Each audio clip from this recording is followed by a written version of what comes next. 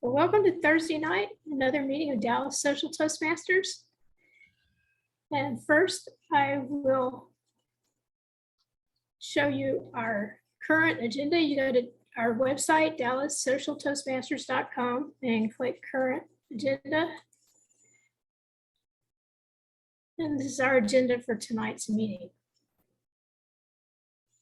Also, I just wanted to remind our speaker to be sure to pin our timer, which now is Mark Schroeder, and when you are ready to speak. And also, I will stop share at this point, and I will turn over the meeting to Tyler Madden, for invocation and pledge. And welcome everyone to another meeting of Dallas Social Toastmasters. At this time, please take a moment to mute your audio, to respect our meeting and minimize distractions for the speakers. For those of you who are so inclined, please join me in reciting the Pledge of Allegiance. No pledge if there's no flag. Oh, is that okay? Yep, now we can see it. Sorry. Okay.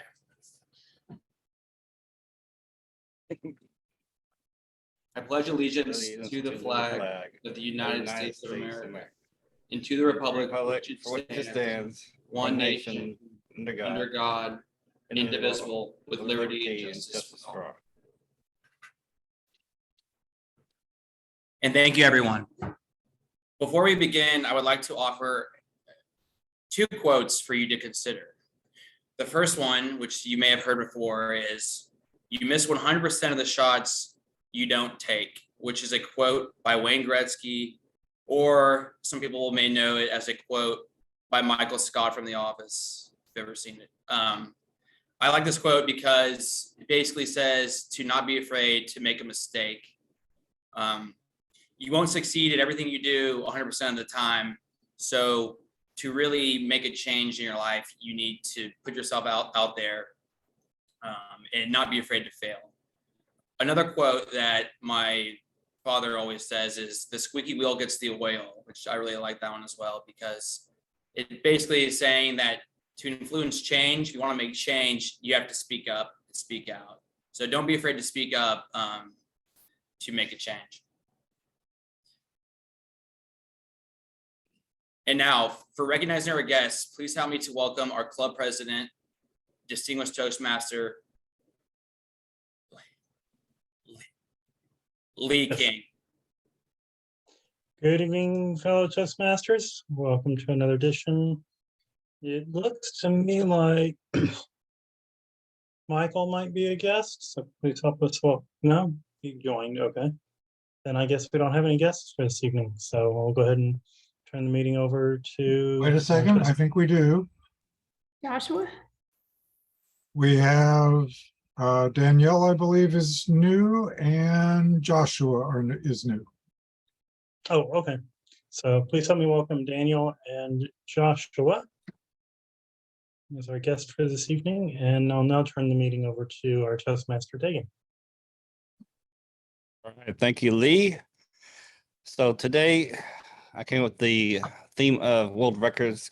I'm going to keep it light and kind of humorous today. So that's going to be the theme. I'll talk about some world records. And before we get into that, I'm going to go over the duty holders tonight. And for our, I'll actually make some adjustments on the agenda first. So as evaluator for Tom, which is going to be our only speaker tonight, we're going to have Karen Lee instead of John Vessels, and I see Angelica showed up. So Mark, you do not have to be vote counter. So Yeah, we already coordinated. Thank you. okay. All right, so let's go ahead and get into our duty holder roles. And our first duty holder is going to be a timer, which is Mark Schroeder. So please explain your duty, Mark. All right, so I'm going to be the timer for the main events tonight.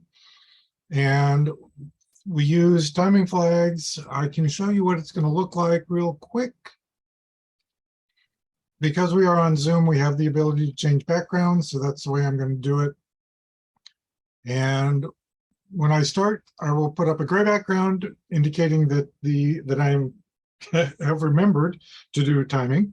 When we get to the minimum time, I will go to a green background. Halfway between the minimum time and the maximum time, I will go to a yellow. And when we hit the maximum time, I will go to a red. Most of our events tonight, you have 30 seconds before the green, you actually qualify. So you will qualify for most of them before you hit the green. That is not true for table topics.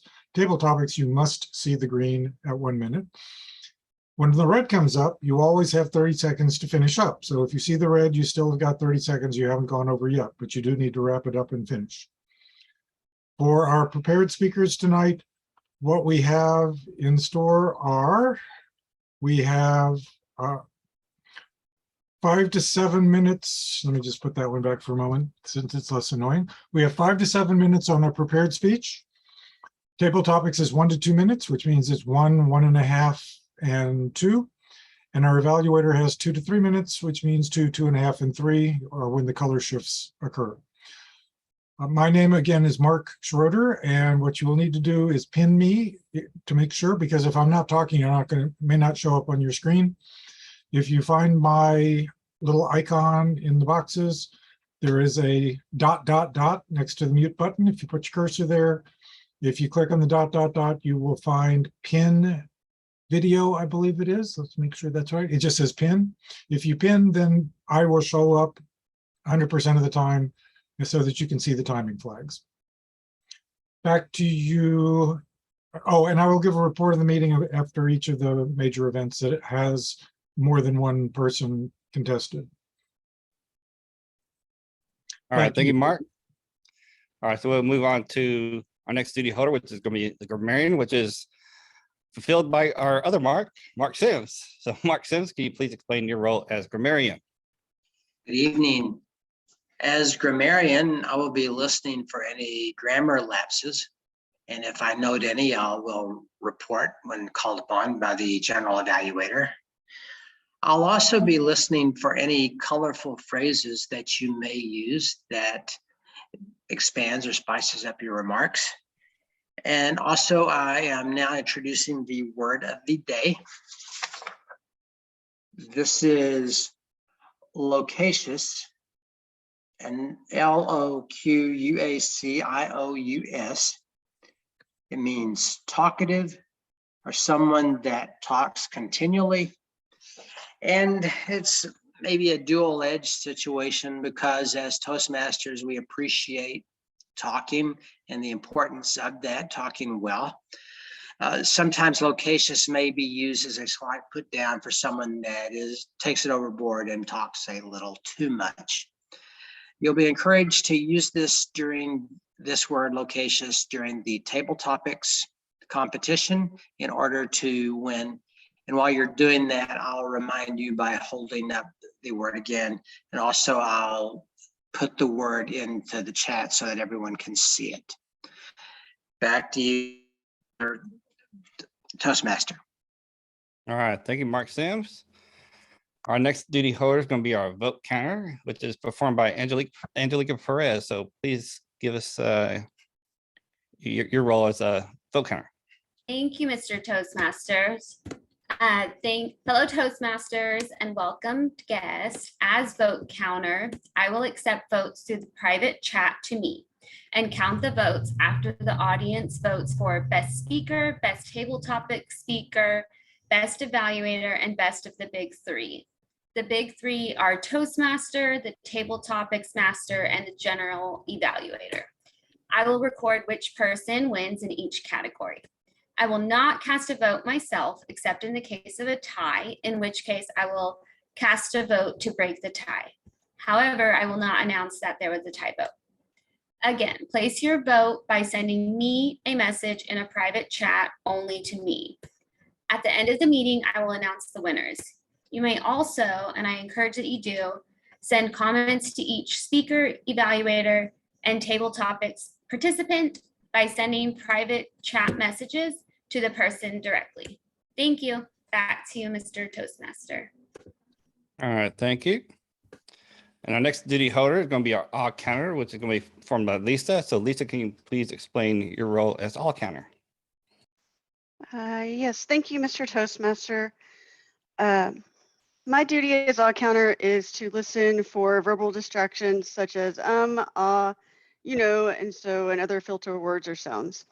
I will keep track of the repeated words like the, and I, and long pauses when they are distracting.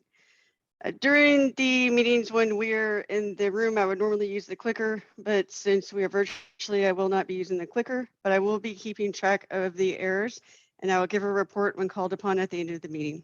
Thank you. All right, thank you, Lisa. All right, now last duty holder is going to be a posture monitor. It's going to be performed by John. So John, please explain your role as posture monitor. Good evening, everybody. I am going to be a posture monitor this evening, and the role of the posture monitor is to watch all the speakers and make note of any distracting or they're just distracting postures that you may have that could take away from your speech. Now on Zoom, that's a bit harder since we're not standing around, so I can't see if you're doing a fig leaf or playing with anything below your shoulders pretty much. But I will make note of those and present that report at the end of the meeting when called upon by the general evaluator. Back to you, Dagan. All right, thank you, John. And just a little thing for our guests, if you have any questions, just please put them in the chat, and maybe somebody will answer those for you. So, because I know you may have questions, so if you have any questions, just put them in the chat. Like I said, my theme tonight is going to be about world records. So I came across some world records that I kind of liked, so I just want to go over those. Like I said, I just want to keep it kind of light. So first I want to talk about the oldest female, and it's pretty much going to be ever. So not like the oldest living or anything like that, but it's going to be like the oldest ever female was Jean Calment from France, who lived to be 122 years and 122 years and 165 days. So that is pretty long. And the oldest male ever was Jerome, who lived to be 116 and 55 days. I don't know if I could imagine living that long, but I don't think I would have lived that long myself. But anyway, yeah, that is pretty awesome. And for y'all arachnophobias out there, the biggest spider is actually a male Goliath bird-eating spider, and it's called the Formosa. I don't know if I said it right, blondie. It has a leg span of 11 inches. But this one was actually raised in captivity. So I'd almost think that the ones that are out in the wild could probably be even bigger. Because a lot of times when these are in captivity, they don't grow as big. But another one I found interesting was the shortest female ever, which I believe she's still alive, is Pauline Moosters, and she's only 24 inches tall. And the shortest man ever, which is deceased now, is Chandra Dangi, and he was only 21.5 inches tall. So on the other aspect of that, the tallest female ever was Sifan Hassan. Oh, I'm sorry, that's the hold on. I'm sorry, I didn't have that one. Sorry about that. The fastest mile run female was Sifan Hassan, 4 minutes and 33 seconds. So that's pretty fast. Remember, I want to bring this one up because, for y'all's runners out there, that's pretty fast. I remember when I was in the military that I had a hard time running like an 8-minute mile. So I'm just not built for running. But anyway, the fastest mile run by a male was Hicham Guerrero, was 3 minutes and 43 seconds, which is pretty dang fast. And the tallest building ever is actually the Burj Khalifa in Dubai, which is 2,716 feet tall and 6 inches. That's over a half a mile. So that's pretty tall. All right, I got a few more there, but let's get into our prepared speech real quick. And the prepared speaker tonight is Tom Terici, And evaluating tonight is Karen Lee. So can you talk about his evaluation, Karen, please? Yes, Tom's speech tonight is connecting with storytelling, and the purpose of this project is for him to practice using a story within a speech or giving a speech that is a story. And Tom wants to learn to think on his feet. And so he wants to be able to compose his thoughts almost somewhat spontaneously. So back to you, Mr. Toastmaster. All right, thank you, Karen. So let's welcome Tom Terici with The Dog Days of Summer. The Dog Days of Summer, Tom Terici. And just a quick reminder, as your Zoom coordinator, make sure you have Mark Schroeder also listed as host, visible as timer. All right. Thank you, Mark. Thank you, Dagan, Karen. So like many families, when our kids were young, we got a dog. This was an absolute home run. The kids adored the dog. And to be honest, mom and dad did too. He was just a great dog. So much so that I kind of worried that if the house were ever on fire and the kids had to choose and they could only save me or the dog, it'd be really touch and go to see which one they picked. But anyway, we got a dog. It was a great hit. And after 3 or 4 years, my daughter was so enamored with it and really so much enjoyed the company of dogs that she wanted to get a second dog. Now, for me, I was not that interested in it. For me, one dog produced enough dog hair in the floors, dog poop in the yard to scoop up, walking, dog baths, trips to the vet. You get the picture. So we struck a compromise. And my compromise with my daughter was that we'll only have one dog, but in the summers, when you've got more time, you can foster. You can take a dog in, take care of it, feed it, train it. But by the end of the summer, you have to find a forever home for it and place it in a home where they'll love it and enjoy it and appreciate it as much as we do our family dog. So one of the rules, the big rule, the number one rule is it's got to be gone by the end of the summer. And so to stack the deck in my favor to make sure that we achieve that, instead of taking in a foster from the Dallas Animal Shelter or Humane Society, I signed us up to foster through the Golden Retriever Rescue Group. Goldies are the most popular dog in the country. In fact, so much so that my friend Scott asked the question when I told him of this plan. He said, do they even need a Golden Retriever Rescue Group? If you have a Goldie that you can't take care of, just post it on Facebook and it's gone in 5 minutes. And in fact, he was right about that. That turned out to be the case. But one of the other most common questions I got when we started on this adventure was, oh my gosh, I could never do that. I don't think I could part with the dog after we had it for a few weeks. I'd become too attached to it. How did you do that? Well, this was one of the biggest surprises to us. First of all, that is a very well-known phenomena that really happens. In fact, so much so that there's a name for it. They call it a failed foster. Whenever we go to a picnic or a meet and greet with lots of the other volunteers for the rescue group, lots of these people have 3 or 4 dogs in the house, and it turns out that 1 or 2 of them are in fact failed fosters. So it's a very real phenomena. But it turned out in our case, one of the most pleasant surprises was that turned out to not be such a problem. What we found, on the contrary, was the more time we spent with our fosters, the more we actually appreciated our family dog and what great company she was and how well trained she was. So that was a pleasant surprise. Although, guys, if you're listening, I have never been tempted, but I would not attempt that logic or that argument with your wife if you've ever thought of it. Anyway, the second big surprise that we got that was quite a shock to me was what turned out, in fact, to me anyway, to be the hardest part about this was choosing who to give the dog to. So the way these work is you take them in, you get to know the dog for a month or so, you go to a meet and greet where all the prospective owners are there and the fosters are there and the families, lots and lots of families and their kids come and spend time with the dogs and get to know them and ask you questions.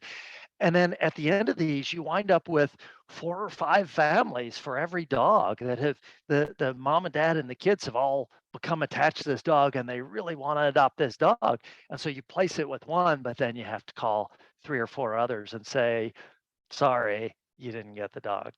To us, that turned out to be the most difficult part.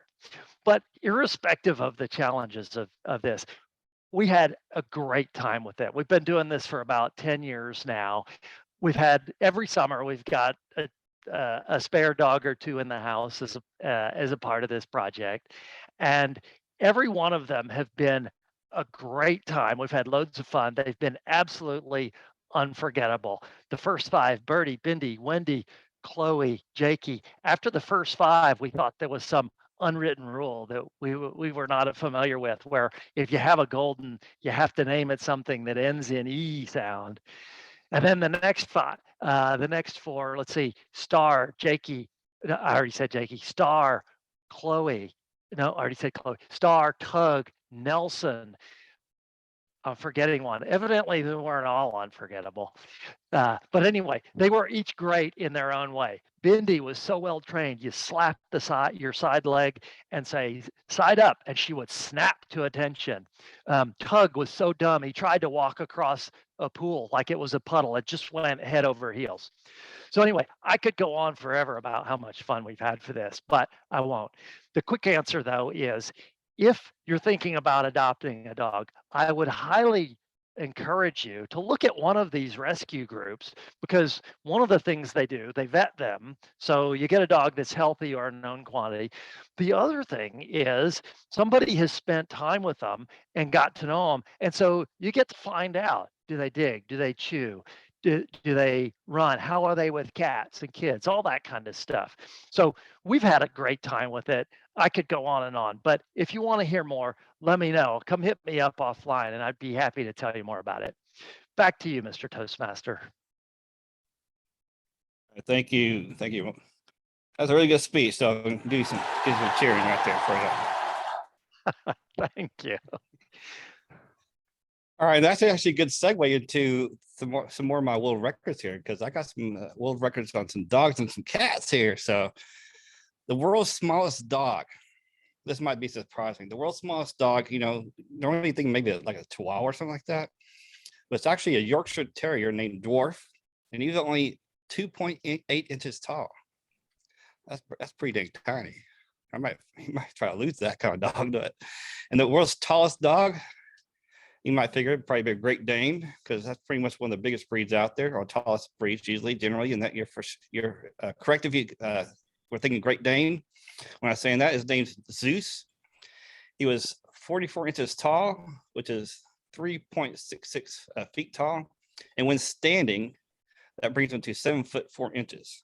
So that's pretty dang big dog. And for y'all cat lovers out there, the smallest cat ever was named Tinker Toy, which only stood at 2.75 inches tall and 7.5 inches long. And the tallest cat ever was named Arturus, which was 19.05 inches tall. And speaking of cats, that's a little point on cats. The tallest scratching tree was 32 feet and 3 inches tall, but the base of it was 31.59 feet by 31.59 feet. So it's more like a pyramid as it went up, but it's like over 32 feet tall.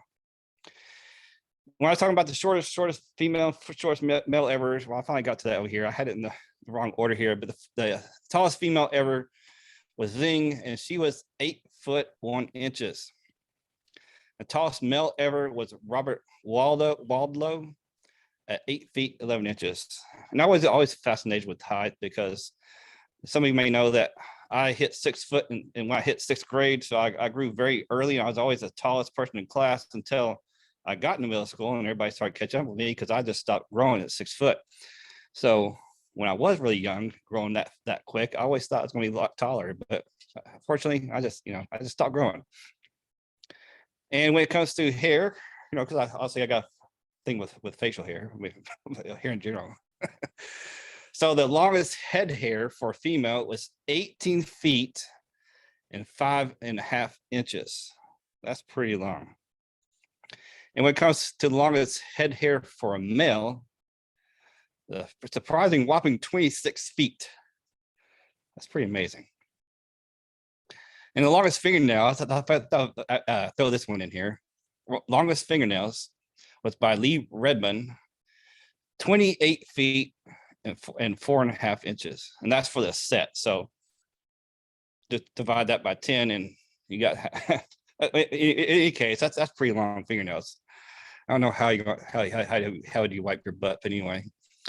And the longest beard ever, because I got my beard channel. I got to talk about beards real quick.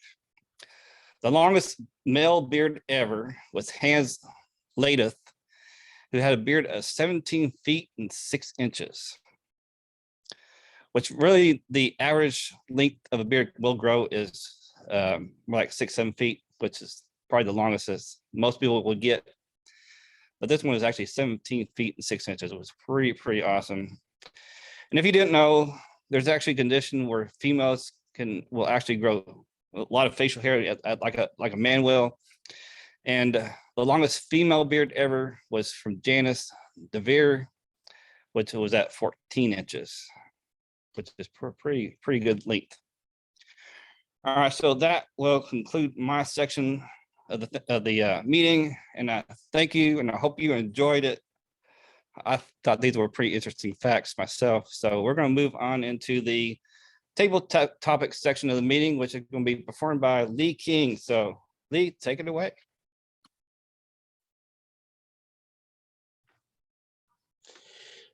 All right, this is the impromptu speaking portion of the meeting in which you will have 1 to 2 minutes to answer a question that I have. And you must also use the word of the day.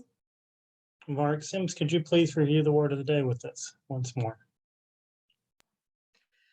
Yes, the word of the day is loquacious, Loquacious, which basically means talkative. And a little while ago, I put it on the chat to everyone so that you can see it displayed there too. And when you see me holding up a word while you're talking in table topics, that's also another opportunity to remind you of the word. Mr. Table Topics Master. All right, great. We will continue on with the theme for today, which is world records. And the first thing that I think of is we all have goals in life. I think that all of us at some point in time considered that maybe I could someday become famous for my activities of pleasure. Which begs the question, what is one activity, one hobby that you feel like you could actually set a world record on? And that will go to Justin.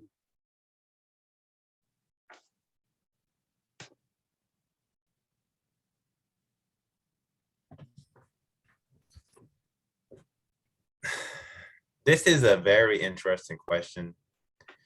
Definitely not out of the ordinary, but to be loquacious, going to think about this long and hard. I did a lot of hobbies growing up as a child. Sports mainly. I played football from 3rd grade to high school. I wrestled in high school. I also did track, the shot put and the javelin. I threw that. I also was in band. I played the trombone, band and jazz band, also marching band. This is not really a talent. It's something I can do very well if you would describe it as well. But I can definitely drink a lot of water very quickly. I've always been a very thirsty child, a very thirsty person in general. Actually, my dad would tell me, you have to watch Justin when you go out to the zoo, right? Because if it was a hot day, there's a cup on the ground in the trash can, I'll just pick it up and start drinking at night. So Yeah, if there's ever a world record to be broken on a very hot, let's say Texas day like today, I would say I could drink the most water in a one given point. That is my gift. That is my calling. That is my vocation. Thank you, Lee King. Thank you, Justin. Some people have always set out to be famous. They want to be famous. They enjoy the up and coming. Other people, not quite so much. In fact, some people would much rather just be considered normal, or perhaps even just a little under normal, and live a mundane or ordinary life. Next question: would you prefer to be famous and set world records, or are you happy with your mundane life being an ordinary person? Angelica.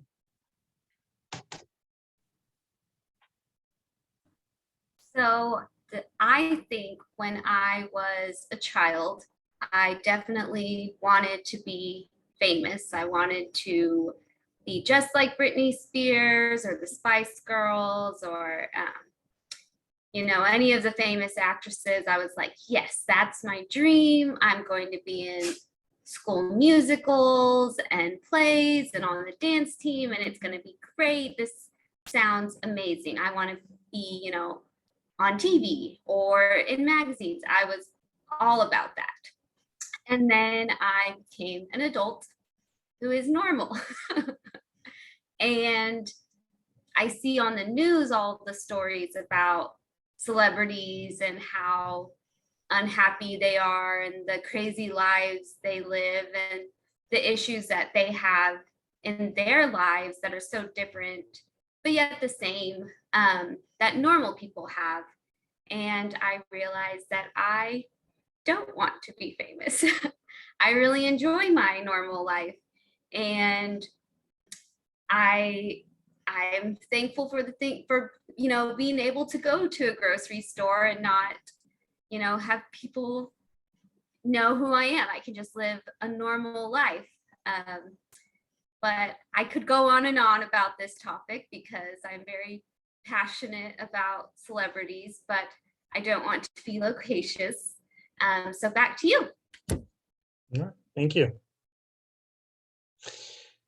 The next question that comes to mind when setting world records comes to age, which we've already discussed. Some people really want to live very long lives, and that's the goal, to reach 100, maybe even get the letter from the president when you reach 100 wishing you happy birthday. Other people, not so much. I think older age comes with some advantages. If you're 100 plus, definitely, you're probably gonna not have to stand in line too long. Most people will let you get by a little bit faster. But on the flip side of that, a lot of people that are over 100, they've outlived the rest of their family, so they actually have fairly lonely lives there towards the end, although some people stay in independent living and make new friends, which begs the question: do you have any aspirations or interest in living 100 plus years, being considered a centennial? Mark Sims.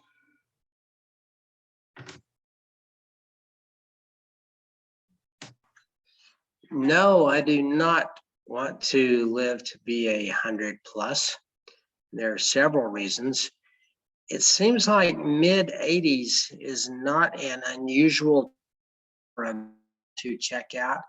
And the reason I say that is, for some reason, it stuck in my head during the lockdown part of the pandemic. A few fairly high profile people passed away, men that had been at the top of business, such as David Glass, that had at one time been the CEO of Walmart, Jack Welch, who had been a CEO of General Electric, and a few others come to mind. Recently, Colin Powell, who was a very well-known public figure. I think all died at 84. And I don't know why all that stuck in my head. Other than that, those are all people that would have had access to the best medical care in the world, but it didn't maintain their lifespan beyond mid-80s. Obviously, a lot of people go beyond that.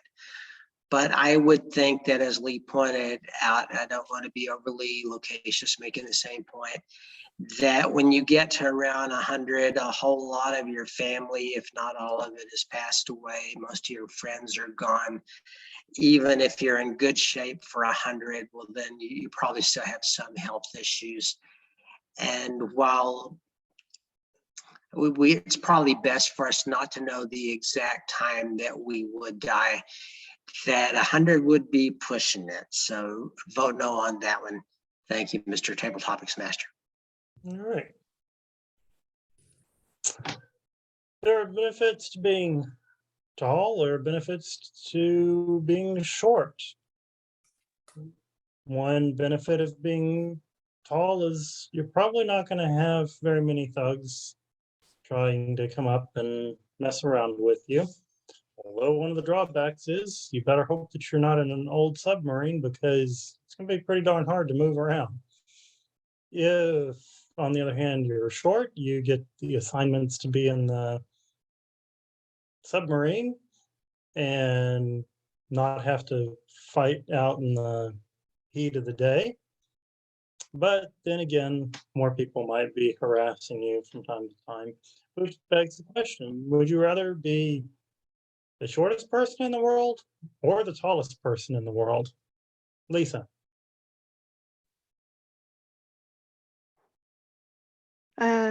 Thank you, Mr. Table Topics Master. Funny you would ask me this question. I am short. My husband calls me a munchkin. I would much rather be the tallest person in the world. I have short person problems all the time. The other day we were in the grocery store and I could not reach the top shelf. I was reaching for a Lunchable and I could only reach one because that was the only one that I could reach, and I threw one in the basket.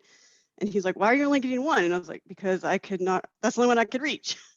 So there are so many things that short people have problems with that tall people just do not understand. Like laundry, you cannot reach the bottom of the washing machines if you have top loader washing machines. For example, there's just so many issues sitting on tall bar stools. You can't sit on a tall bar stool if you are short.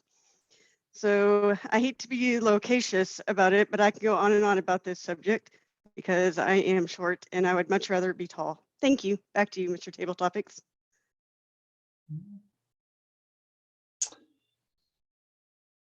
There's a ton of fun facts out there as far as world records. In fact, there's the Guinness Book of World Records, which, quite frankly, I cannot picture reading the whole entire book from cover to cover. And I don't know that it's really one of those types of books. It's meant to be like that, but people do weird things, which makes me wonder, would you ever consider reading the Guinness World Book of Records from cover to cover? Tyler.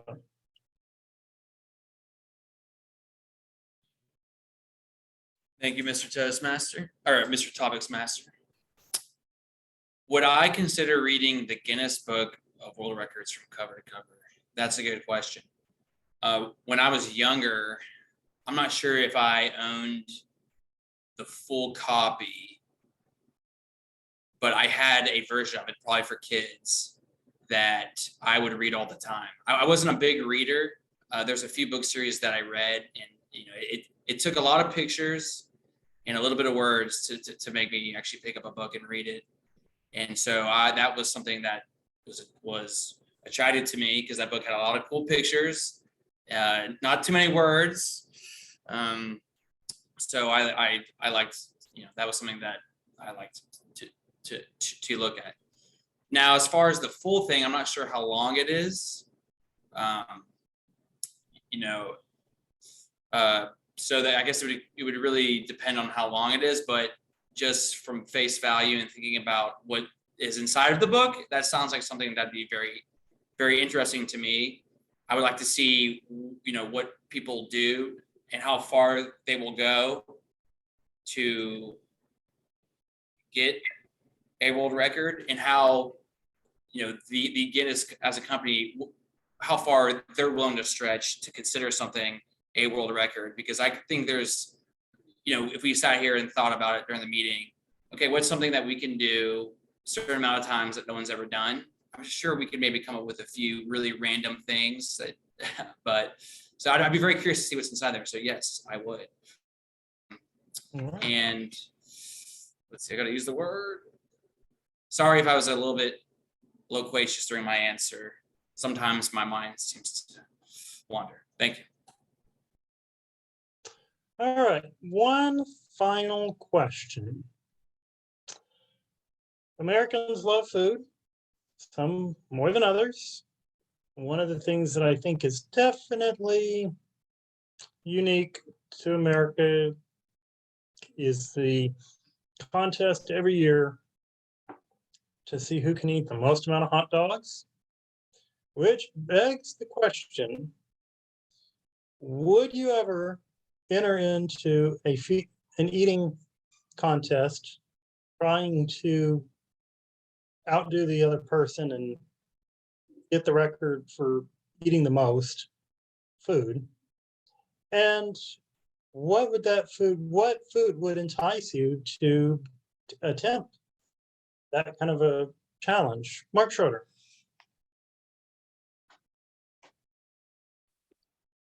Before I start, is there someone that can time me? Yeah, I can time you. Yeah, well, Let me know when you're ready, no, please. no, sorry, I don't have my cards up in this thing, so Okay. as I switch computers. I mean, I can do I'll it. do it. You got it? I was going to volunteer as well. I can do background stuff. That work? That'll work. Let's just have Tom do it then. Let me snag you permanently in my view. Well, you've already wasted half your time. No, I haven't started. I'm kidding you. Okay, you were pinned. Okay. All right, thank you so much for the question. Now, what was that question again? The question was, oh boy, what was the question? The question was, would you ever be interested in entering a food contest? Yes. So And what yes, food would entice you enough to do the that? question is a good one with regard to food, but it wouldn't be for quantity. It would not be something that I would want to do for quantity. So we're not talking like the hot dog eating contest where you're supposed to stuff your face as fast as possible. If I were going to do it, it would be for something more like the Buffalo Wild Wings Hot Challenge, where they are giving you either ghost pepper or Carolina Reaper peppers, and you're supposed to get through wings that are drenched with those and do it in a certain amount of time. You're given a certain amount of time and you got to get through all of those. Ice cream is at the end of it because, oh my God, you're going to need the ice cream when you get to the end of it. Either that or just shovel sour cream into your mouth as fast as possible. But to some extent, I come close to doing that anyway, in the sense that I do go get all of those hot foods. I don't let them dunk them because I don't quite put as much of the hot sauce on it as they do. I will just kind of dip it a little bit lightly in comparison. But I will definitely do all of those hot foods, and I really like those hot foods. So if it had a good prize associated with it, I would absolutely consider doing something like that, more so than anything with regard to quantity. I don't want the huge hamburgers. I don't want a face full of hot dogs, nothing like that. But maxing out on the Scoville scale for heat, that I would consider doing. And I have to admit, you picked an answer that I would be very loquacious on because I've thought about doing that just for fun a couple of times anyway. I really don't want to have the feeling of it burning all the way through. And I do mean all the way through. I had that happen once with Thai food. It was not fun. I was literally sweating all the way down my face the entire time getting through it, but I got through it. But if I had to do an eating contest, that would be what it would be for. Mr. Tabletop Master. Thank you. At this time, we will now call For a timers report, Mark Schroeder, did all contestants qualify on time? All contestants qualified, and it looked like from the timing flags that I saw on me, I did as well. Correct, Tom? That's correct. All right. Barely. All right. So everyone qualified on time. All right, let's get a grammarian's report. Everyone used the word of the day. All right. So please vote on who you felt did the best with table topics. Your candidates for tonight include Mark Sims, Mark Schroeder, Angelica, Lisa, and Justin, as well as Tyler. And as your Zoom coordinator, sorry, please remember to send your votes in private chat to Angelica. And at this time, please help me welcome our general evaluator. Well, hold on, Leon. I got one more thing I need to do that I forgot. Oh, okay. All right, so I forgot to call for the timers report for our speakers. So Mark, did Tom qualify on time? Sorry, searching for the mute button. Yes, Tom qualified on time. All right. So also, we do not need a vote, so we only have one speaker, but again, remember to leave comments for Tom if you want to, or anybody else that has been speaking along this journey. And now I will move it on to our general evaluator, Justin Faust. Thank you. Good evening, fellow Toastmasters and guests. We will go right into our evaluation. So Karen Lee evaluated Tom on his speech. So Karen Lee, can you please give your evaluation, please? Yes. Well, tonight, fellow Toastmasters and especially Tom, an honored guest, I have about 6 different things that I thought Tom did well. And I have a couple of suggestions for improvement. And one of the things that I thought Tom did especially well was that he told a story inside of his speech. He also used his hand gestures during his speech. He used language that was easily understood. And his story did enhance his speech. A couple things that I thought he could work on were, I thought that he could work on his volume, rate, and pitch for vocal variety during his speech. And also, he said that he wanted to work on learning to think on his feet and to compose his thoughts almost spontaneously. I know that he was telling a story during his speech that I could not find the structure of his speech with the introduction, body, and conclusion in his speech. Also, a couple of other things that I thought he did exceptionally well on was that his speech content was very interesting. He talked about his dogs, and he was also very comfortable with his audience. But in conclusion, he excelled at telling his story. He used his body language, and he also had very good language that we could all understand. Also, I thought that he could work on his vocal variety and his speech organization. Back to you, Mr. General Evaluator. Thank you, Karen. So we'll call for a timers report. Mark Schroeder. In spite of only seeing the green toward the end of her speech, she has that 30 seconds before it to qualify. She qualifies. Thank you, Mark. Now let's move into we're going to hear for all of our duty holders. So let's hear from the grammarian first, Mark Sims. I did not really catch any grammatical lapses. Caught a few well-used phrases or graphic phrases. And I'll start off with Tom in his speech. At one point, he started off a sentence with irrespective of the challenges and went on from there. And that just sounded really good. That was a very smooth way to start it, to his point. Now, some of the other things that caught my attention, maybe a little more graphic. Dagan, first of all, brought up or used the term arachnophobia, which got me thinking like a really huge spiders, which is not really good. And you talked about some dude with fingernails that 28 inches has to be. I wrote down 28 feet, but my gosh. And then added on the comment that it would make it very difficult to wipe your butt. So thank you, Dagan. And not to be outdone, Justin brought up the visual of some kid taking a cup of water out of a trash can and drinking it. Although I probably did worse growing up. Lisa used the term munchkin to describe herself, although I really never thought of her as especially tall or especially short, but a good visual on thinking of someone trying to reach to the bottom of a washer or dryer.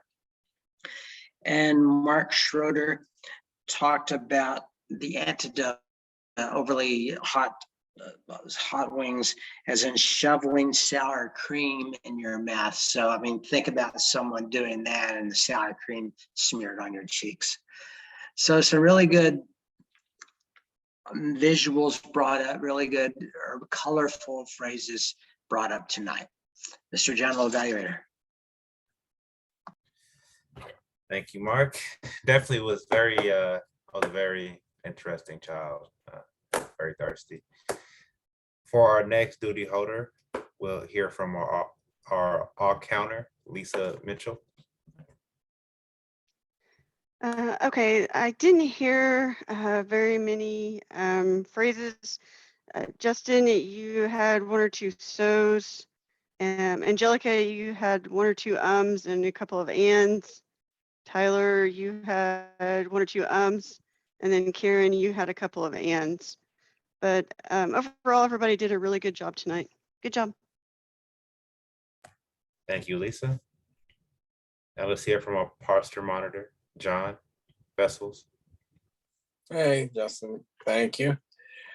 Of course, it's hard on Zoom. I only have one thing to mention, and that was Dagan wearing the thing. He was up there like scratching his eye, working it. That's the only kind of posture thing that I saw that you would want to recognize. So there you go. Thank you, John. Now we'll go into the evaluation of the entire meeting. So first thing we mentioned is the time. Of course, we would think we were 2 minutes late, which is we're still getting stuff sorted. So we started pretty much on time, but still a bit late. I want to watch out for that. I like how the introduction was. I like how Tyler talked about, he gave us 2 quotes. You miss 100% of the shots you don't take. And this squeaky wheel gets the oil. Very insightful way to start the meeting off. Good idea. The topic was very interesting, world records. Actually, I had that book as a child, the Guinness Books of World Records, and I didn't read it cover for cover, but I definitely did skim through it. A lot of interesting facts. So Dagan gave a lot of interesting facts about a tall, oldest woman, 122. Actually, I was hoping that he was going to give that question to me, live to 100. I would have said definitely yes, because in the world of investing, the more older you get, the money compounds and compounds and compounds and keeps growing at exponential rates. Interesting topic though. So let's get into the first speaker, Tom. Tom, the speech was very interesting. I had 3 dogs growing up. I never thought about adopting a dog. And when you mentioned golden retriever, I kept thinking of those movies like Bud, like he was playing soccer and basketball and like football, and that was going through my head the entire time. But very interesting topic. It's interesting how you were able to get a second dog, but you weren't given the responsibility the entire year. So that's very interesting. let's move on to table topics. The leaking, I really enjoyed the different topics. There were, I think, different aspects of world records, and you gave your insight. My question was, I was like, what can I really do that's going to break a world record? I had to really think about it and really let that marinate. I think everybody did. Meeting went pretty smoothly.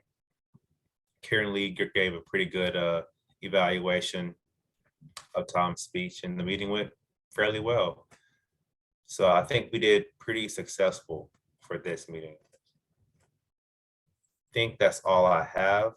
So that will be the conclusion of, oh yeah, vote counter. So send your votes to Angelica. You are the best, no?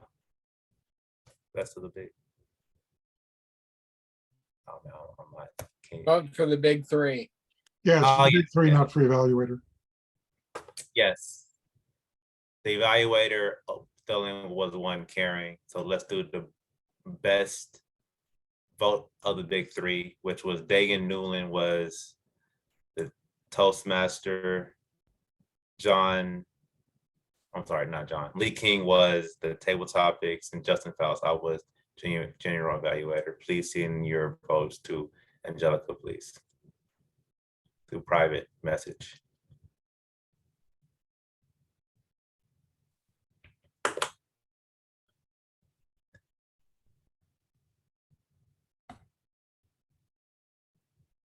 Okay.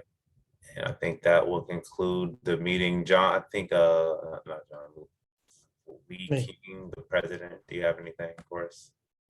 Yes, just a couple of quick announcements. We will be back at Ozona for next week and hopefully for the next little bit. Also, don't forget that for new officers or anybody that wants to attend, the Toastmasters Leadership Institute or officers training is available on Saturday, the 25th. So that's Saturday after next. Please try to attend. If you can't make it to that one, they'll have others. And for those of you not holding officers, there are other elective courses. It's a great way to network as well as just learn new speaking and leadership skills. We also have, it looks like Danielle stuck with us for the whole meeting. So Danielle, will you please share your thoughts about Toastmasters and what you thought about tonight's meeting?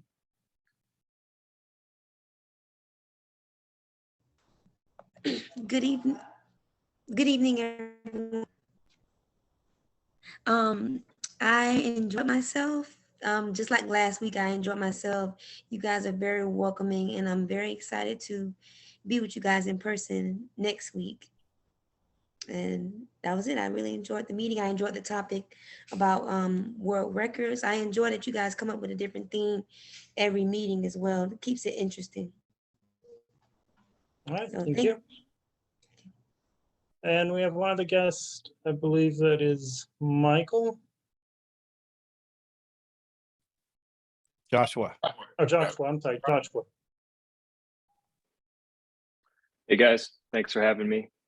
I just moved to Dallas and I'm looking for a couple groups to do Toastmasters and get better at leadership and speaking. And I really enjoyed this meeting. I thought the dog story was really cool, Tom. I've never had a dog myself, but I think in the future I'd probably get a golden retriever. I am also looking forward to speaking with you guys in person, as I think that's way more beneficial than the Zoom calls. And yeah, thanks guys. Thank you. Just to reiterate, I know we've discussed this many times before, but we will be doing away with the hybrid option at the end of this month. So really next week is going to be our last. No, we have 2 more weeks. So yeah, two more weeks because there are 5 weeks in June for a change. Yep, I just saw that. Yeah. So 2 more weeks of hybrid, and then we'll be strictly in person. And I believe that once we go in person, and we're strictly dealing with in-person. Should there be any last minute changes to Ozona, we'd probably be able to find something else, some other meeting place, and not have to do Zoom. But if it's a last minute, they let us know Wednesday that we're bumped completely, then we probably will utilize Zoom rather than canceling the meeting outright. But the goal will obviously be to stay in person and away from Zoom as much as possible. With that, let's go ahead and get a vote counters report from Angelica. Let me do one quick announcement related to that. Okay. If for any reason we just so that everybody is aware and hears it here, if for any reason we do have to go back to Zoom, we had been debating for a long time moving away from my Zoom to Rob's Zoom. And because it was short-lived, we decided not to do that. But if we do after July 1st have to go back to Zoom, just be careful because we'll probably go to Rob's, which will be a different URL and a different meeting ID. Oh, okay. Yes. Yeah, the only, I will say that I think the way, we left it as far as the officers were concerned, the only time that we would consider going back hybrid or certainly back to Zoom only would be if the threat level went up to orange, we'd probably be looking at going back to hybrid. And then if the threat level went up to red, we may consider at that point going strictly to Zoom. But really, other than that, we'll be in person. Angelica, please start with us. All right, so we'll go with best table topic speaker first. And that one was me. And then for best of the big three, the winner was Dagan. And those are our votes for today. All right, well, thank you, everybody. And this meeting is adjourned.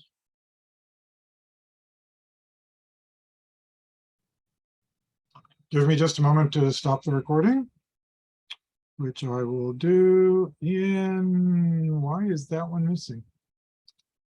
There it is. All right, stopping the recording in 3, 2,